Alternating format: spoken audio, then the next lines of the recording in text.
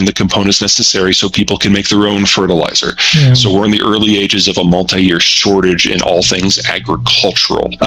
Russia's also a big player in the aluminum market, or it was, not anymore. They're also big in copper. That hasn't gone to zero yet. It's on its way down. Platinum group materials, for example, especially palladium, which does double time with silicon and semiconductors. The problem as you're looking at all of these, however, is that sourcing is critical. One of the biggest disservices, in my opinion, that the financial sector has done for us all over the last 20 years is become used to this environment where capital is flush and liquid and we can invest in everything and we don't have to be all that discerning. Because if the money is free, why the hell not? Well, the money's not free anymore. And so the financial sector has to actually provide value add. In the old system, the entire developing world was in one exchange traded fund. That's asinine to think that India and Brazil and China and Russia have anything in common aside from size. Their markets are completely different. The sectors they play in are completely different. Investing in them is completely different. And yet there they are all together. Same with frontier markets, which makes even less sense. Mm-hmm. Like what in the world do Argentina and Vietnam have in common? Yeah. Nothing. We have to disaggregate all that now. Mm-hmm. And that goes not just for the markets in general, but for the specific products. So for example, if you want to invest in agricultural processing, that seems like a big business right now. It's probably going to get bigger. But all the major agricultural processes that operate in the economies that are not getting hit by these shortages, think France, Canada, Australia, the United States, they're also in Russia and Ukraine. So you really have to do your homework to carve out the parts of the world from your investment choices that just aren't playing anymore. And that means you have to remove companies that have been household names. I'm thinking just Bunge here to pick one out of the air. That is not inappropriate if you want to take advantage of this boom we're going to see in demand for those products in an era of scarcity. How about building materials? That's messy because a lot of them are closer to home.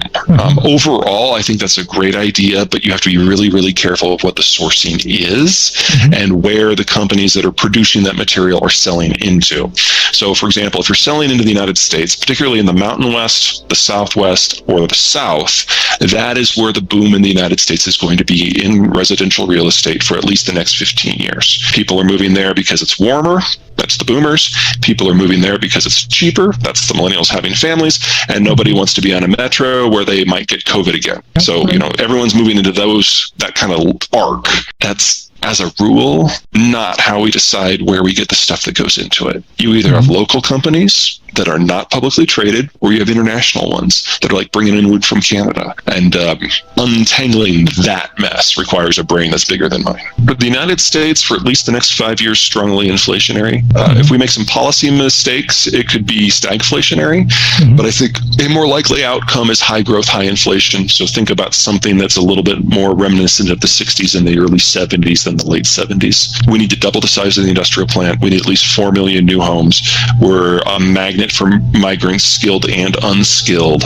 We're dealing with a massive retooling of the existing industrial base, all at the same time that we're having the Ukraine war. So avoiding inflation is impossible. Avoiding high inflation is probably impossible, but at least we're going to have the growth to go along with it.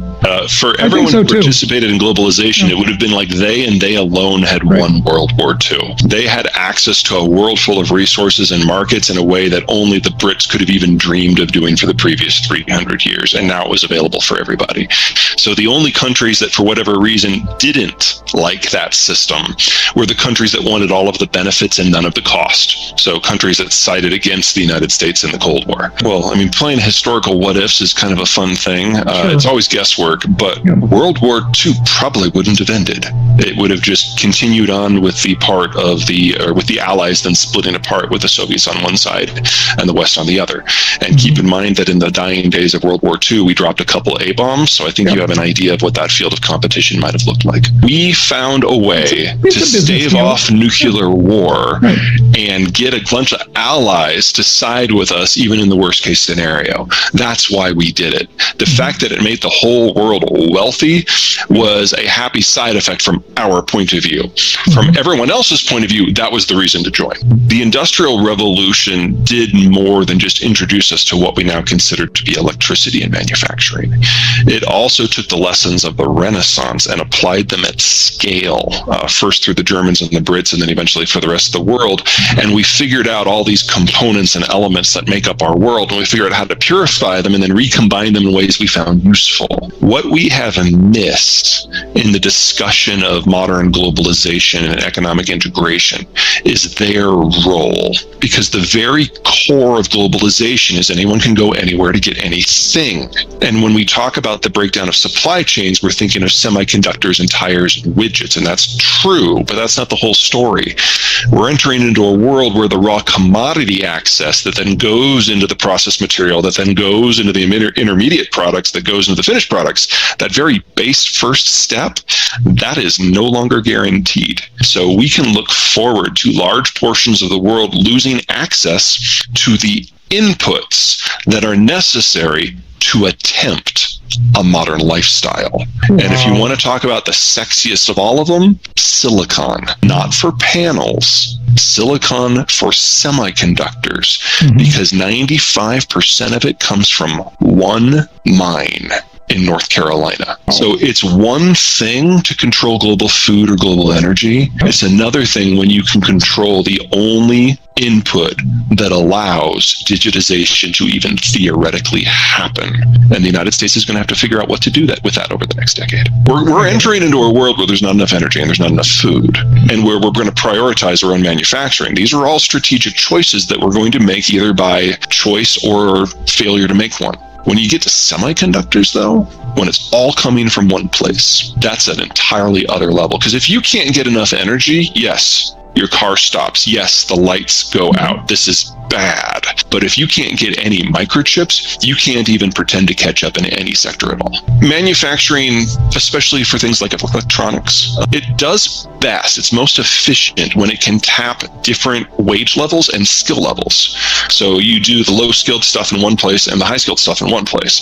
And for the last 25 years, that has made China very successful. They do the assembly, they do the low end, and they do it at scale. So they can then have the intermediate and the higher end parts elsewhere in East Asia or maybe even in North America. And there's a lot of back and forth, and the average manufactured product crosses a border at least 100 times. Even in automotive in the United States, if you're taking each individual piece, you're talking like 25,000, maybe 30,000 border crossings. It's massive. In the world we're moving to, that's going to be harder to do. But the United States has Mexico. So we've got 130 million Mexicans, 35 million northern Mexicans very proximate to the border, and we can still play in that old style manufacturing. At the same time, we have the best capital structure to bits and pieces moving into the new style. And the consumer base is right here, both in the United States and Mexico.